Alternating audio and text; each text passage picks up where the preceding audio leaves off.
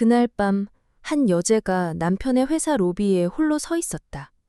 비가 막 그친 뒤라 바닥은 젖어 있었고 유리문 너머로 지나가는 사람들의 얼굴이 희미하게 흔들렸다. 그녀의 이름은 서혜진이었다. 52, 결혼 27년 차. 남편 광도윤이 작은 유통회사를 크게 키우는 동안 혜진은 집과 아이들, 시어머니의 병원비, 직원들 명절 선물까지 조용히 챙겨온 사람이었다. 그런데 그날 혜진은 남편을 기다리러 온 것이 아니었다. 손가방 안에는 접힌 서류 한 장이 있었다. 남편 명의의 대출 연장 통지서였다. 그리고 그 서류 아래에는 낯선 젊은 여자의 이름으로 결제된 고급 호텔 영수증이 끼어 있었다. 엘리베이터 문이 열렸다. 강도윤이 나왔다. 그의 옆에는 29쯤 되어 보이는 여자가 팔짱을 끼고 있었다. 밝은 베이지색 코트, 반짝이는 귀걸이, 그리고 혜진을 보자마자 아주 짧게 멈칫한 눈빛. 그 눈빛은 놀람보다 계산에 가까웠다. 도윤은 혜진을 본 순간 얼굴이 굳었다. 하지만 곧 주변 직원들을 의식한 듯 억지로 웃었다. 당신이 왜 여기 있어? 혜진은 대답하지 않았다. 손가방 끈을 잡은 손에 힘이 들어갔다. 손톱이 가죽을 눌렀지만 얼굴은 이상할 만큼 차분했다. 그녀는 남편 옆의 여자를 바라보다가 다시 도윤을 보았다. 그때 여자가 먼저 입을 열었다. 사모님이세요? 말씀 많이 들었어요. 그 말은 공손했지만 끝에 아주 작은 승리감이 묻어 있었다. 혜진은 그 소리를 들었다. 도윤도 들었다. 그러나 그는 모른 척했다. 오히려 혜진에게 한 걸음 다가와 낮은 목소리로 말했다. 집에 가. 여기서 이러면 나 곤란해. 혜진의 목 안쪽이 바짝 말랐다. 이러면 나 곤란해. 27년 동안 남편이 위기에 처할 때마다 대신 고개 숙였건 사람에게 그가 처음으로 꺼낸 말이 그것이었다. 미안하다가 아니었다. 설명하겠다도 아니었다. 돌아가라는 말이었다. 로비 끝에 서 있던 격리팀 직원 하나가 고개를 숙였다. 혜진은 그 직원의 손에 들린 회색 파일을 보았다. 파일 모서리에는 작게 접힌 자국이 있었다. 이상하게도 그 접힌 자국이 눈에 걸렸다. 며칠 전 집으로 잘못 배달된 대출 서류에도 똑같은 접힌 자국이 있었다. 혜진은 조용히 물었다. 회사 돈 어디까지 썼어요? 순간 도윤의 얼굴에서 웃음이 사라졌다. 젊은 여자도 팔짱을 풀었다. 로비의 공기가 갑자기 차가워졌다. 몇몇 직원들이 움직임을 멈췄다. 아무도 말을 하지 않았다. 도윤은 이를 악물고 말했다. 당신이 뭘 한다고 그래? 혜진은 손가방에서 서류를 꺼내지 않았다. 아직은 아니었다. 그녀는 남편의 눈을 가만히 바라보았다. 그 눈 안에는 분노보다 더 깊은 것이 있었다. 당황, 두려움, 그리고 들키고 싶지 않은 무엇. 그날 밤 모두는 혜진이 남편의 외도를 눈치채고 찾아온 줄만 알았다. 하지만 혜진이 정말로 확인하고 싶었던 것은 따로 있었다. 남편이 누구를 사랑했는지가 아니라 그가 무너뜨린 것이 단지 결혼뿐이었는지였다. 혜진이 처음부터 이런 침착함을 가진 사람은 아니었다. 젊었을 때 그녀는 말이 빠르고 웃음도 많고 속상한 일이 있으면 밤새 울다가도 다음 날이면 다시 앞치마를 두르는 사람이었다. 25세 도윤을 만났을 때 그는 가진 것은 별로 없었지만 눈빛만큼은 뜨거웠다. 낡은 트럭 한 대로 시장 물건을 나르던 남자. 겨울 새벽마다 손이 터져도 언젠가는 내 이름으로 된 회사를 세울 거야 라고 말하던 남자. 혜진은 그 말을 믿었다. 그 말보다 그 말을 할 때 흔들리던 그의 손을 더 믿었다. 결혼하고 처음 10년은 늘 부족했다. 월세는 밀렸고 첫째 아이 분유값을 계산하다가 혜진은 마트 계산대 앞에서 몇 번이나 물건을 내려놓았다. 도윤은 자존심이 강했다. 실패한 날이면 집에 늦게 들어와 조용히 밥만 먹었다. 혜진은 묻지 않았다. 대신 식은 국을 다시 데우고 남편의 찢어진 작업장갑을 밤마다 꿰맸다. 도윤은 그런 혜진에게 자주 말했다. 당신 없으면 나는 벌써 무너졌을 거야. 그 말이 혜진에게는 훈장 같았다. 남들이 알아주지 않아도 괜찮았다. 그녀는 자신이 남편의 뒤에 서 있는 사람이라고 생각했다. 앞에서 박수 받는 사람이 아니라 뒤에서 불이 꺼지지 않게 지키는 사람. 그래서 회사가 조금씩 커지고 직원이 늘고 도윤이 대표님이라 불리기 시작했을 때도 혜진은 한 발 뒤로 물러났다. 남편의 양복은 더 비싸졌고 차는 더 커졌고 집도 넓어졌다. 하지만 혜진의 하루는 크게 달라지지 않았다. 아침마다 시어머니 약을 챙기고 명절이면 직원 가족들에게 보낼 선물을 포장하고 늦게 퇴근하는 도윤의 셔츠를 다려놓았다. 문제는 회사가 커질수록 도윤이 집안에서 점점 작게 말하기 시작했다는 것이다. 처음에는 피곤해서 그런 줄 알았다. 그 다음에는 책임이 무거워서 그런 줄 알았다. 어느 날부터 그는 휴대전화를 뒤집어 놓기 시작했고 밤마다 베란다로 나가 전화를 받았다. 혜진이 다가가면 통화는 늘 끝나 있었다. 그녀는 묻고 싶었지만 묻지 않았다. 묻는 순간 무언가 깨질 것 같았다. 그러던 어느 봄날 혜진은 남편의 양복 주머니에서 작은 영수증 하나를 발견했다. 꽃집 영수증이었다. 받는 사람 이름은 없었다. 다만 카드 결제 시간은 그날 오후 3시 12분. 그 시간에 도윤은 분명 거래처 미팅 중이라고 했다. 혜진은 그 영수증을 버리지 않았다. 부엌 서랍 가장 안쪽 오래된 가족 사진 밑에 넣어두었다. 그때만 해도 그녀는 그것이 언젠가 증거가 될 거라고 생각하지 않았다. 그저 마음이 아파서 버리면 정말 아무 일도 아니었던 것처럼 될까봐 차마 버리지 못했을 뿐이었다. 혜진에게 지켜야 할 것은 자존심만이 아니었다. 대학을 졸업하고 독립한 딸 수연은 아버지를 존경했다. 작은 아들 민재는 아직 회사 일을 배우겠다며 방황과 기대 사이를 오르고 있었다. 시어머니는 오래전부터 혜진을 친딸처럼 의지했다. 혜진은 가끔 혼자 설거지를 하다가 물소리에 묻혀 한숨을 쉬었다. 이 집에서 누군가 무너지면 늘 가장 먼저 그 조각을 줍는 사람이 자신이었다. 그래서 그녀는 오래 참았다. 외면한 것이 아니라 지켜본 것이었다. 남편의 향수 냄새가 달라졌을 때도, 카드 명세서에 낯선 레스토랑 이름이 반복될 때도, 도윤이 거울 앞에서 넥타이를 3번씩 고쳐맬 때도 혜진은 조용히 기억했다. 말하지 않는 사람은 모르는 사람이 아니었다. 때로는 너무 많이 알아서 입을 열 수 없는 사람이었다. 그러나 대출 연장 통지서가 집으로 온 날 혜진의 침묵은 처음으로 흔들렸다. 회사 주소로 가야 할 서류가 왜 집으로 왔는지, 왜 보증인란 아래에 오래전 혜진이 썼던 서명과 비슷한 글씨가 남아있는지, 혜진은 한참 동안 식탁 앞에 서 있었다. 창밖에서는 아이들이 웃는 소리가 들렸고 집안은 평소처럼 조용했다. 그런데 혜진은 그 조용함이 더 이상 평화가 아니라는 것을 느꼈다. 그날 밤 그녀는 서랍 깊숙이 넣어두었던 꽃집 영수증을 다시 꺼냈다. 가족 사진 속 도윤은 젊고 환하게 웃었고 혜진은 사진 위에 손을 올렸다가 천천히 떼었다. 지나간 세월이 그녀를 약하게 만든 것이 아니었다. 오히려 너무 오래 버틴 사람만이 알 수 있는 차가운 힘이 아주 조용히 그녀 안에서 깨어나고 있었다. 며칠 뒤 혜진은 아침 식탁 위에 놓인 남편의 휴대전화를 보았다. 평소라면 도윤은 절대로 휴대전화를 몸에서 떨어뜨리지 않았다. 화장실에 갈 때도, 잠깐 물을 마시러 나올 때도 화면을 아래로 뒤집어 놓는 사람이었다. 그런데 그날은 이상했다. 그는 급하게 나가며 넥타이도 제대로 매지 못했고 휴대전화는 식탁 모서리에 그대로 남아 있었다. 혜진은 한동안 그것을 바라만 보았다. 남의 비밀을 훔쳐보는 기분 때문이 아니었다. 이미 오래전부터 그 휴대전화는 남편의 것이 아니라 부부 사이에 놓인 잠긴 문처럼 느껴졌다. 화면이 한 번 밝아졌다. 메시지 하나가 떠올랐다. 대표님, 오늘 안에 처리 안 되면 저도 더는 못 막아요. 보낸 사람 이름은 저장되어 있지 않았다.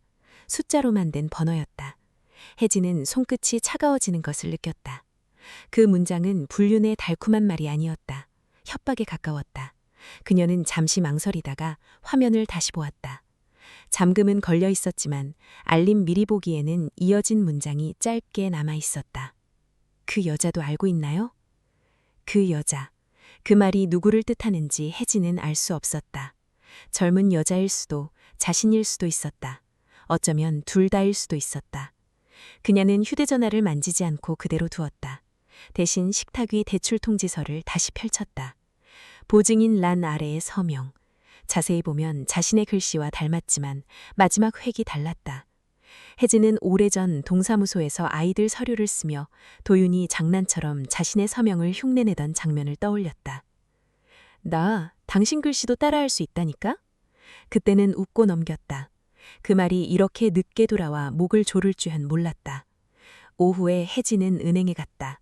이름이 알려진 큰 지점이 아니라 회사 근처의 작은 지점이었다.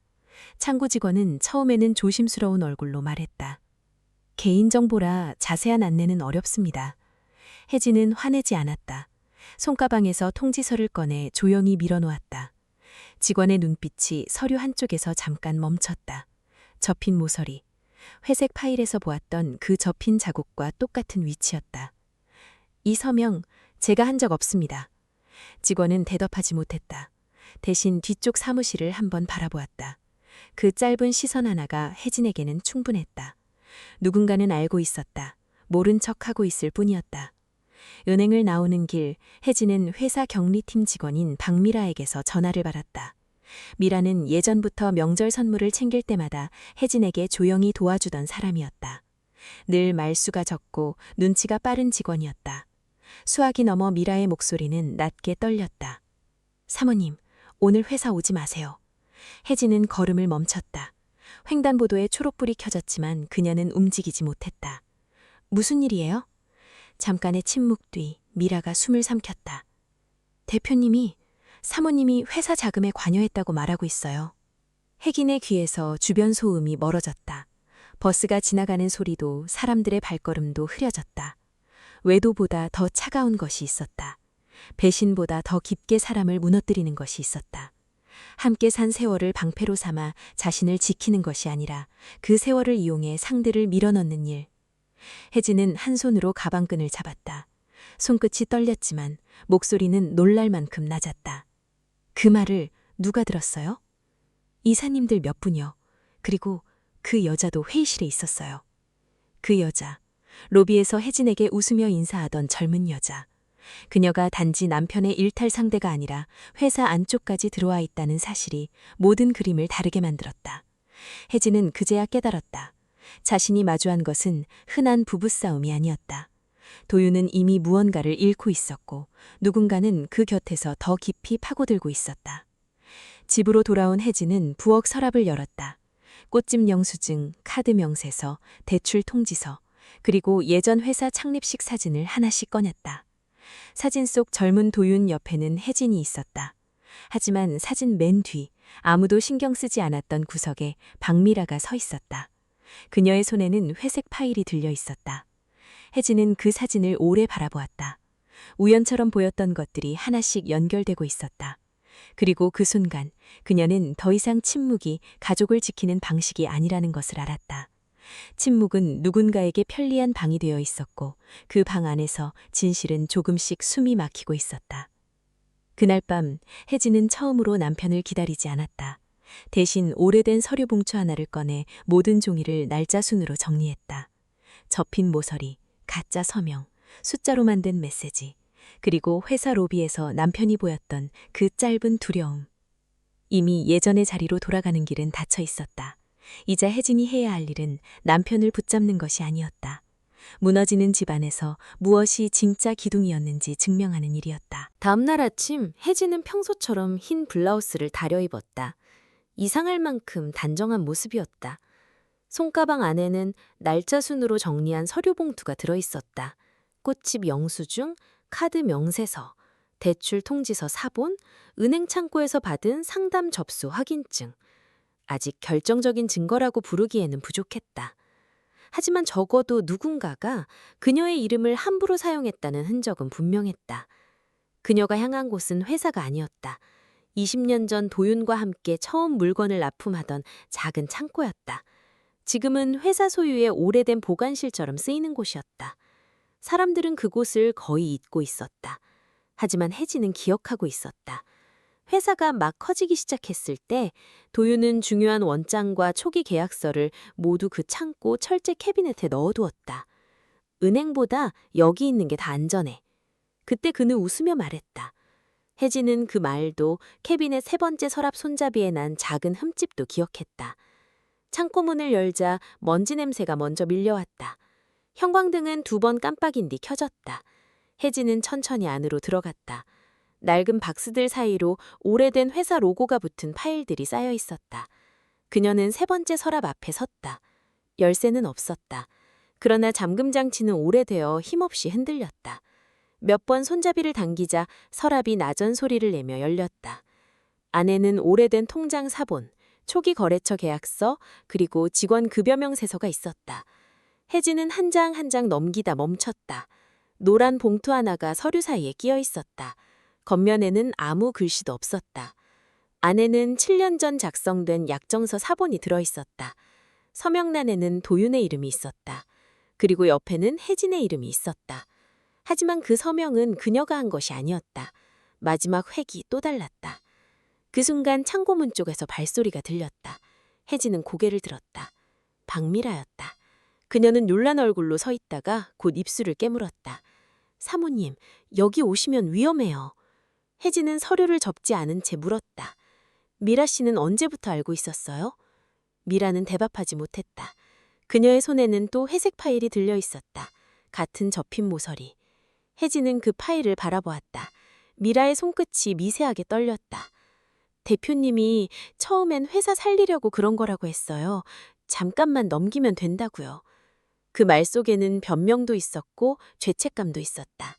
미라는 도윤을 감싸고 싶었던 것이 아니었다. 그녀는 회사를 잃을까봐 두려웠고 직원들의 월급이 끊길까봐 겁이 났다. 그리고 그 두려움 때문에 너무 오래 입을 닫고 있었다. 혜진은 화를 내지 않았다.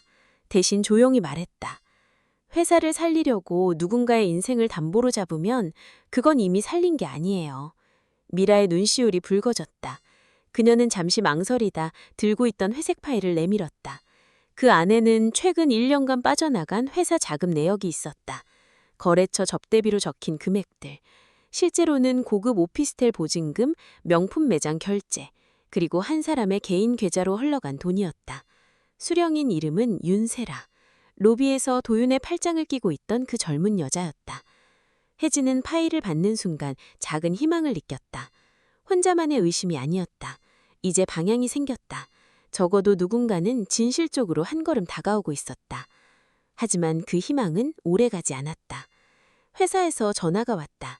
도윤이었다. 그의 목소리는 낮고 딱딱했다. 당신 지금 어디야? 혜진은 대답하지 않았다. 도윤은 숨을 거칠게 내쉬었다. 쓸데없는 짓 하지 마. 당신이 나서면 아이들까지 다쳐. 그 말에 혜진의 손이 멈췄다. 아이들. 도윤은 정확히 알고 있었다. 혜진이 무엇을 가장 무서워하는지, 그리고 무엇을 지키려고 침묵해왔는지. 전화 너머로 아주 희미한 여자의 목소리가 들렸다. 그분 서류 찾았을지도 몰라요. 혜진은 그 목소리를 들은 순간 심장이 내려앉았다. 세라는 이미 알고 있었다. 창고도 서류도 혜진이 움직이기 시작했다는 사실을. 누군가가 보고 있었거나 누군가가 알려주고 있었다. 혜진은 전화를 끊었다. 창고 안의 형광등이 다시 한번 깜박였다. 미라는 겁먹은 얼굴로 문 쪽을 바라보았다. 방금까지 손에 들어온 파일은 희망처럼 보였지만 이제는 칼날처럼 느껴졌다. 그것을 들고 나가는 순간 혜진은 더 이상 조용한 아내가 아니었다. 누군가의 거짓을 흔드는 증인이었다. 그리고 그 대가가 어디까지 닿을지 아직 아무도 알지 못했다. 혜진은 그날 밤 서류를 식탁 위에 펼쳐놓고 오래 앉아 있었다. 집안은 조용했다. 시어머니 방에서는 약하게 코 고는 소리가 들렸고 거실 벽시계 초침은 유난히 크게 움직였다. 예전 같았으면 이 시간에 도윤의 귀가 시간을 걱정했을 것이다. 밥을 데울지 국을 다시 끓일지 셔츠를 세탁바구니에 넣었는지 생각했을 것이다. 그런데 이제 그녀 앞에는 다른 종류의 집안일이 놓여 있었다. 무너진 실내의 조각들을 하나씩 맞추는 일. 회색 파일 속 작은 내역을 다시 훑던 혜진은 이상한 점을 발견했다. 윤세라에게 흘러간 돈은 단순한 선물이나 생활비 수준이 아니었다. 일정한 날짜마다 일정한 금액이 빠져나갔다. 마치 누군가에게 약속된 대가를 치르는 것처럼. 혜진은 그 숫자들을 종이에 옮겨 적었다. 손은 차분했지만 연필 끝이 종이에 닿을 때마다 작은 소리가 났다. 그때 현관 비밀번호 누르는 소리가 들렸다. 도윤이었다. 술 냄새는 나지 않았다. 오히려 너무 말끔했다. 재킷에는 구김이 없었고 머리도 정돈되어 있었다. 그는 식탁 위 서류들을 보자마자 얼굴이 굳었다. 이제 탐정 흉내까지네? 혜진은 고개를 들지 않았다. 윤세라 씨한테 왜 매달 돈이 나갔어요? 도윤의 눈썹이 미세하게 떨렸다. 하지만 곧 비웃듯 입꼬리를 올렸다. 당신이 회사 일을 알아? 숫자 몇 개 보고 뭘 판단해? 그 말은 예전 같았으면 혜진에 멈추게 했을지도 몰랐다. 그녀는 늘 회사 박사람이었다. 안쪽 회의실에 앉은 적도 없고 계약서의 세부 조항을 논한 적도 없었다. 하지만 그녀는 수채가 무엇을 숨길 수 있고 무엇을 숨기지 못하는지 알고 있었다. 27년 동안 가계부를 쓰며 모자라는 돈으로 한 달을 버티며 사람의 거짓말보다 영수증의 날짜가 더 솔직할 때가 있다는 것을 배웠다. 혜진은 조용히 말했다. 이건 연애가 아니에요. 거래예요. 그 순간 도윤의 얼굴에서 처음으로 분노가 아니라 두려움이 지나갔다. 아주 짧았다. 그러나 혜진은 놓치지 않았다. 로비에서 보았던 그 눈빛과 같았다. 도윤은 의자를 거칠게 빼앉았다. 나무 다리가 바닥을 긁는 소리가 방안을 갈랐다. 당신은 아무것도 몰라. 세라가 아니었으면 회사는 벌써 끝났어. 그 이름을 부르는 방식이 혜진의 가슴을 찔렀다. 하지만 더 아픈 것은 그 다음이었다. 도윤은 두 손으로 얼굴을 쓸어내리더니 낮게 말했다. 몇 달 전부터 큰 거래처 하나가 결제를 미루기 시작했고 은행 대출은 막혔고 투자자는 등을 돌렸다. 그때 세라가 새로운 자금줄을 소개했다. 젊고 화려한 여자로만 보였던 그녀는 사실 사채성 투자 브로커와 연결되어 있었다. 처음에는 회사를 살리는 줄 알았다. 돈은 빠르게 들어왔고 도윤은 다시 숨을 쉬는 것 같았다. 하지만 조건은 점점 바뀌었고 이자는 늘었고 담보는 더 필요해졌고 결국 혜진의 이름까지 서류에 올라갔다. 혜진은 그제야 알았다. 이 이야기는 단순히 늙은 아내를 버리고 젊은 여자에게 빠진 남자의 이야기가 아니었다. 도윤은 욕망 때문에 시작했지만 지금은 두려움 때문에 빠져나오지 못하고 있었다. 세라는 사랑받고 싶었던 여자가 아니라 무너지는 남자의 허영과 공포를 정확히 이용한 사람이었다. 그리고 도윤은 자신이 속았다는 사실을 인정하는 대신 가장 가까운 사람의 이름을 방패로 세웠다. 왜 내게 말하지 않았어요? 혜진의 목소리는 작았다. 책망보다 더 조용해서 도윤은 한순간 대답하지 못했다. 그는 입술을 열었다가 닫았다. 아마 자존심 때문이라고 말하고 싶었을 것이다. 당신을 걱정시킬 수 없어서라고 포장하고 싶었을 것이다. 하지만 둘 다 완전한 진실은 아니었다. 그는 실패한 남편으로 보이는 게 두려웠다. 성공한 대표라는 껍질이 벗겨지는 순간 자신이 아무것도 아닌 사람이 될까봐 겁이 났다. 그때 혜진의 휴대전화가 울렸다. 박미라였다. 혜진이 전화를 받자 미라의 숨소리가 급하게 들렸다. 사모님, 지금 바로 서류 사진 저장하세요. 회사 서버에서 자료가 지워지고 있어요. 혜진은 벌떡 일어섰다. 도윤도 그 말을 들었다. 그의 얼굴이 창백해졌다.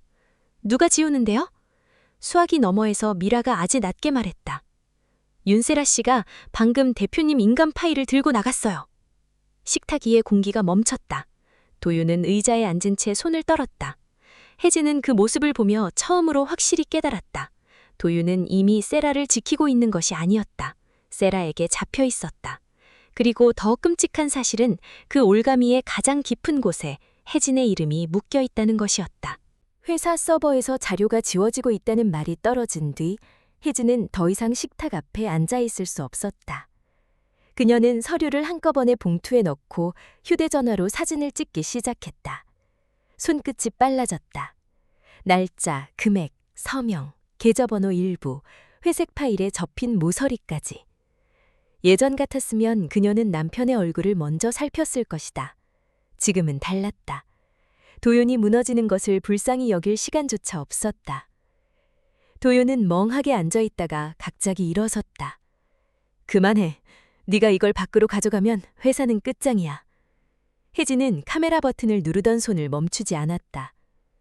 회사는 이미 끝장날 뻔했어요. 당신이 말하지 않았을 뿐이지. 그 말에 도윤은 입을 다물었다. 그의 어깨가 아주 조금 내려앉았다. 성공한 대표처럼 보이려고 버티던 자세가 처음으로 흐트러졌다. 하지만 그 흐트러짐 속에도 이기심은 남아 있었다. 그는 아직도 회사와 자기 체면을 같은 것으로 생각하고 있었다. 회사가 무너지면 직원들이 다친다는 말 뒤에 사실은 자신이 실패자로 보일까 두려운 마음이 숨어 있었다. 혜진은 박미라에게 다시 전화를 걸었다. 미라는 회사 안 비상계단에 숨어 있는 듯 목소리를 낮췄다. 서버 자료 일부는 이미 삭제되었고 윤세라는 대표실에 있던 인감 관련 파일을 들고 나갔다고 했다. 게다가 다음 날 오전 이사회에서 혜진이 회사 자금 사용에 관여했다는 보고가 올라갈 예정이라고 했다. 모든 책임을 그녀에게 돌리려는 준비가 끝나가고 있었다. 미라 씨, 원본 자료 남아 있어요? 짧은 침묵이 있었다. 그 사이 혜진은 미라가 얼마나 겁내고 있는지 알 수 있었다. 미라에게도 가족이 있었다. 오래 아픈 아버지의 병원비를 회사 월급으로 감당하고 있었다. 그녀가 침묵했던 이유도 이제 와서 손을 내미는 이유도 모두 그 안에 있었다. 백업 하나 있어요. 그런데 제가 넘기면 저도 끝날 수 있어요. 혜진은 눈을 감았다가 떴다. 누군가의 양심을 강요하고 싶지는 않았다. 하지만 더 늦으면 모든 것이 뒤집힐 수 있었다. 미라 씨 혼자 책임지게 하지 않을게요. 그 말은 거창하지 않았다. 그러나 미라는 그 안에서 혜진이 어떤 사람인지 다시 보았다. 20년 넘게 직원들 명절 선물을 손수 챙기던 사모님. 회사 회식 뒤 택시비가 모자란 직원에게 조용히 봉투를 건네던 사람. 늘 뒤에 있어서 아무도 힘이라고 부르지 않았던 사람. 그 사람이 처음으로 앞에 서려고 하고 있었다. 전화를 끊자마자 도윤이 낮게 말했다. 당신, 세라가 어떤 사람인지 몰라. 혜진은 그를 보았다.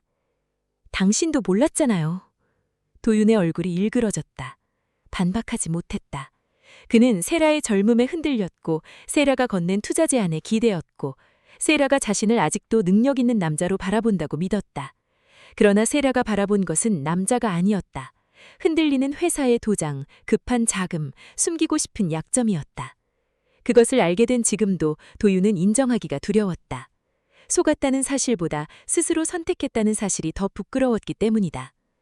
그때 현관 밖에서 초인종이 울렸다. 밤 11시가 넘은 시간이었다. 혜진과 도윤이 동시에 문 쪽을 보았다.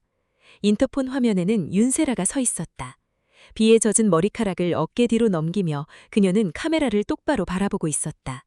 혼자였다. 하지만 혼자 온 사람의 얼굴이 아니었다. 도윤의 입술이 하얗게 질렸다. 열지마. 혜진은 대답하지 않았다. 세라는 다시 초인종을 눌렀다. 이번엔 더 길게. 시어머니 방에서 작은 기침소리가 들렸다. 집 전체가 그 소리에 흔들리는 것 같았다. 혜진은 인터폰 버튼을 눌렀다. 무슨 일이세요? 세라의 목소리는 부드러웠다. 너무 부드러워서 더 차가웠다. 사모님, 서로 더 다치기 전에 얘기하시죠. 혜진은 세라의 손을 보았다. 검은색 USB 하나가 손가락 사이에 걸려 있었다. 세라는 그것을 일부러 카메라 가까이 들어 보였다. 이 안에 뭐가 있는지 아시면 오늘 밤 잠 못 주무실 거예요. 도윤이 뒤에서 숨을 삼켰다. 그 반응 하나로 혜진은 알 수 있었다. 세라가 가진 것은 단순한 협박용 자료가 아니었다. 도윤이 아직 말하지 않은 마지막 조각이었다. 혜진의 서명이 위조된 이유, 회사 자금이 세라에게 흘러간 이유, 그리고 도윤이 끝까지 숨기려 했던 가장 부끄러운 진실이 그 안에 있을지도 몰랐다. 혜진은 문고리 앞에 섰다. 손바닥에 땀이 맺혔다. 문 하나를 사이에 두고 지난 27년의 결혼과 회사의 몰락, 남편의 거짓말과 자신의 이름이 걸린 책임이 모두 기다리고 있었다. 문을 열면 돌이킬 수 없었다. 열지 않아도 이미 돌아갈 곳은 없었다. 그녀는 아주 천천히 숨을 들이마셨다. 그리고 처음으로 도윤의 허락을 기다리지 않고 문고리를 닫았다. 문이 열리자 복도불빛 아래 윤세라의 얼굴이 또렷하게 드러났다. 그녀는 웃고 있었지만 눈 밑에는 피로가 얇게 깔려 있었다. 승리한 사람의 얼굴이라기보다 마지막 판돈을 들고 온 사람의 얼굴이었다.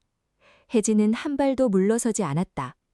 세라는 집안을 훑어보더니 도윤에게 짧게 시선을 던졌다. 그 순간 도윤의 어깨가 굳었다.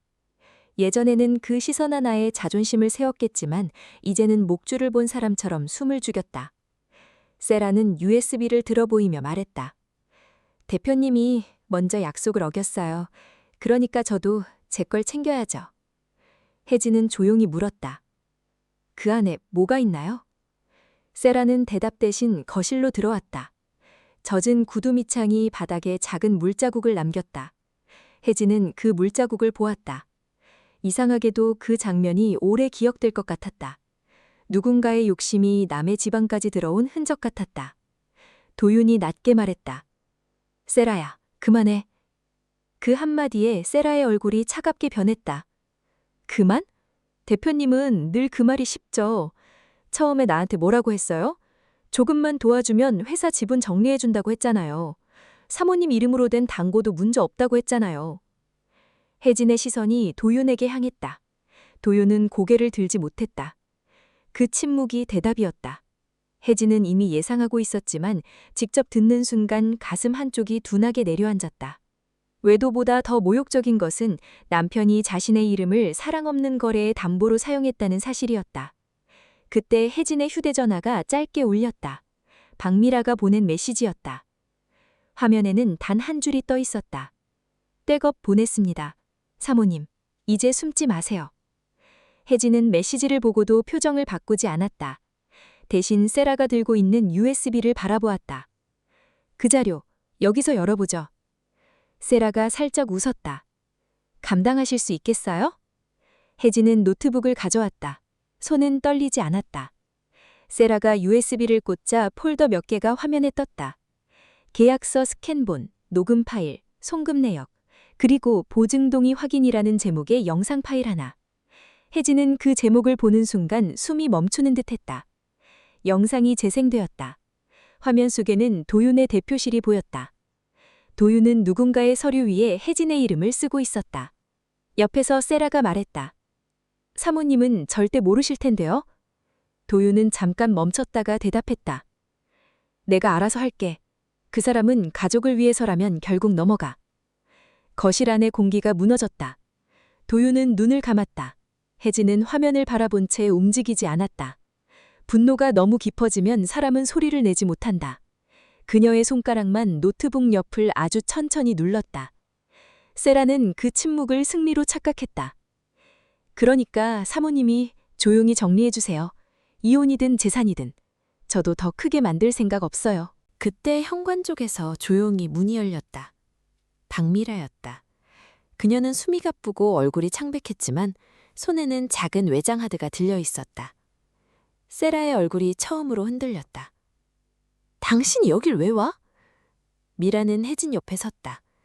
오래 침묵했던 사람의 눈빛이었다. 겁은 남아있었지만 더 이상 도망치지는 않았다. 회사 서버에서 지운 자료 전부 복구했습니다. 윤세라 씨 개인 계좌로 빠진 돈, 대표님 인간 파일 반출 기록, 그리고 사모님 서명 위조 원본까지요. 세라는 입술을 깨물었다. 도윤은 그제야 미라를 보았다. 자신이 지키려 했던 회사의 직원이 결국 자신이 버린 진실을 들고 서 있었다. 혜진은 노트북 화면을 닫았다.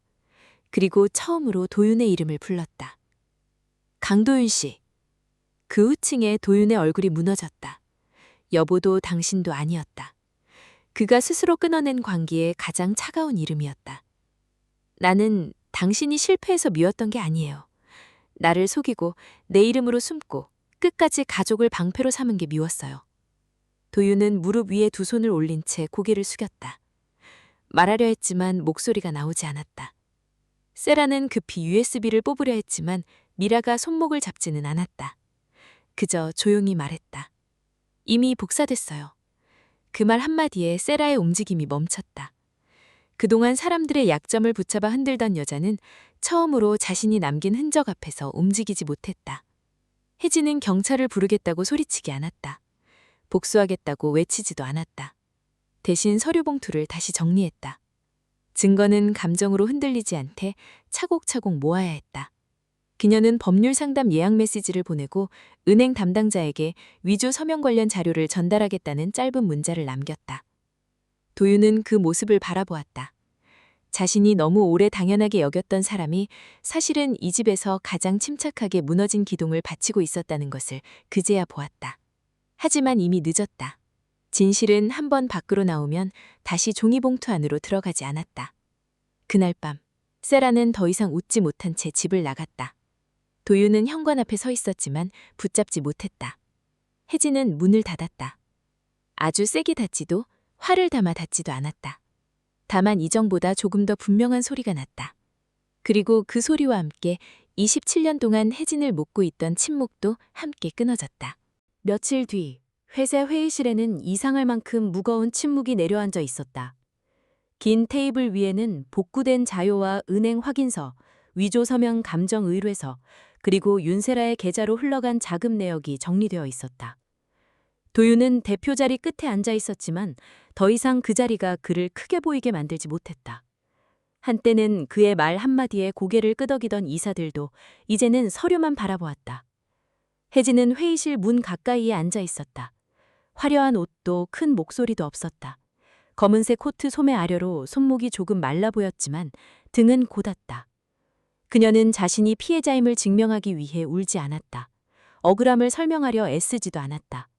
이미 서류들이 말하고 있었다. 접힌 모서리, 다른 회계 서명, 삭제된 서버 기록, 그리고 도윤이 남긴 영상 속 한마디까지. 박미라는 증언을 마친 뒤 고개를 숙였다. 그녀의 목소리는 몇 번이나 흔들렸지만 끝까지 멈추지 않았다. 도윤은 미라를 원망하는 눈으로 보다가 곧 시선을 내렸다. 원망할 자격이 없다는 것을 그 자신도 알고 있었다. 회사를 살린다는 핑계로 시작된 거짓은 결국 회사를 더 깊은 구덩이로 밀어넣었다. 그리고 그 구덩이 앞에서 가장 먼저 손을 더럽힌 사람은 다름 아닌 도윤이었다. 윤세라는 더 이상 회사에 나타나지 않았다. 그녀가 가져갔던 자료들은 오히려 그녀가 남긴 흔적이 되었다. 모든 책임이 하루아침에 정리된 것은 아니었다. 회사는 큰 손실을 안았고 몇몇 거래처는 등을 돌렸다. 도윤은 대표직에서 물러났고 법적 절차는 천천히 진행되기 시작했다. 사람들은 뒤늦게 수근거렸다. 어떤 이는 혜진을 불쌍하다고 했고 어떤 이는 대단하다고 했다. 하지만 혜진은 그 말들에 오래 머물지 않았다. 불쌍하다는 말도 대단하다는 말도 그녀가 잃은 시간을 돌려주지는 못했다. 집으로 돌아온 날, 도윤은 현관 앞에서 한참 서 있었다. 그는 예전처럼 안방으로 들어가지 못했다. 혜진은 거실 창가에 서서 말없이 바깥을 보고 있었다. 겨울빛이 얇게 내려앉은 오후였다. 도윤은 마른 입술을 움직였다. 미안하다. 너무 늦은 말이었다. 너무 짧은 말이었다. 그러나 혜진은 그 말을 가볍게 비웃지 않았다. 한때 그녀가 가장 듣고 싶었던 말이었기 때문이다. 다만 이제 그 말은 문을 여는 열쇠가 아니었다. 닫힌 문 옆에 놓인 작은 돌멩이 같았다. 혜진은 천천히 돌아섰다. 당신이 무너진 건 나도 마음 아팠어요. 그런데 나는 더 이상 당신 대신 무너지지 않을 거예요. 도윤의 눈가가 붉어졌다. 그는 붙잡고 싶었지만 어떤 말도 꺼내지 못했다. 혜진의 목소리에는 원망보다 더 단단한 것이 있었다. 결정이었다. 오랫동안 미루고 삼키고 덮어두었던 삶을 이제는 자기 손으로 정리하겠다는 결정. 딸 수연은 며칠 뒤 집에 찾아왔다. 아버지에 대한 존경이 깨진 자리에서 그녀도 쉽게 말을 잇지 못했다. 작은 아들 민재는 한동안 방문을 닫고 나오지 않았다. 가족 모두가 각자의 방식으로 침묵을 통과해야 했다. 혜진은 아이들에게 아버지를 미워하라고 말하지 않았다. 대신 한 문장만 남겼다. 사람은 실수보다 그 실수를 숨기기 위해 누구를 밟았는지로 더 오래 기억돼. 그 말은 아이들 마음속에 오래 남았다. 도윤에게도 남았다. 몇 달 후 혜진은 작은 반찬 가게를 열었다. 예전부터 동네 사람들이 그녀의 손맛을 좋아했다. 가게는 크지 않았다. 간판도 소박했다. 새벽마다 그녀는 국을 끓이고 반찬을 담고 손님들이 놓고 간 빈 용기를 씻었다. 삶은 갑자기 눈부셔지지 않았다. 하지만 적어도 이제 그녀의 하루는 누군가의 거짓을 덮기 위해 쓰이지 않았다. 어느 비 오는 저녁, 혜진은 가게 문을 닫았다가 유리창에 비친 자신의 얼굴을 보았다. 예전보다 주름은 깊어졌고 눈가에는 피로가 남아 있었다. 그런데 이상하게도 얼굴이 덜 외로워 보였다. 그녀는 손가락에서 오래 끼고 있던 결혼반지를 빼 작은 상자에 넣었다. 버리지는 않았다. 부정하고 싶은 세월만 있었던 것은 아니었다. 다만 그 세월이 더 이상 그녀를 묶지 못할 뿐이었다. 그날 밤, 가게 안 불이 하나씩 꺼졌다. 혜진은 문을 잠그고 천천히 걸어 나왔다. 비는 약해져 있었다. 젖은 길 위에 가로등빛이 길게 번졌다. 그녀는 우산을 펴지 않고 잠시 하늘을 올려다보았다.